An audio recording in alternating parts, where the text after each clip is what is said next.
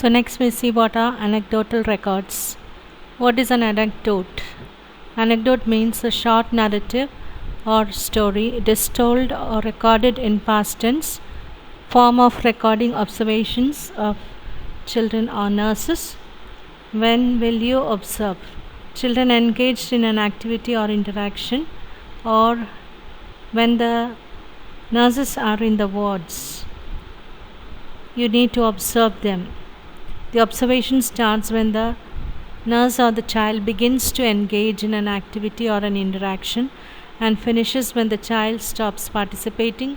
Record your observation as soon as possible after the event to ensure that you remember significant information, direct quotes, hand preference, etc.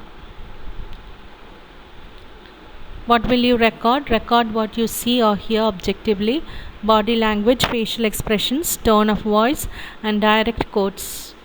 Focus on information that is significant. Record in sequence, no gaps. The reader of the record should be able to understand the sequence of events.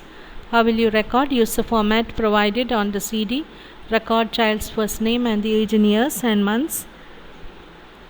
The record observer's name and date of observation. Offer a purpose for observation to identify gross motor skills, etc. Describe the setting, sandpit with a carrier.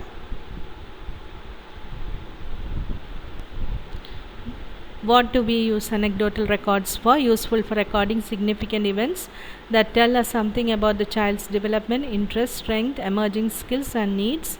Anecdotal observations may focus on one area of development or skill or several areas at once. Advantages: reasonably easy to do. Do not stop you from interacting with the child. Can be recorded later. Observer can be either participator or non-participator. Useful for planning and learning. You can focus on one area of development or skills at a time.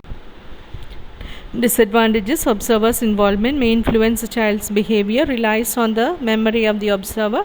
Some detail may be forgotten. Example, direct quotes.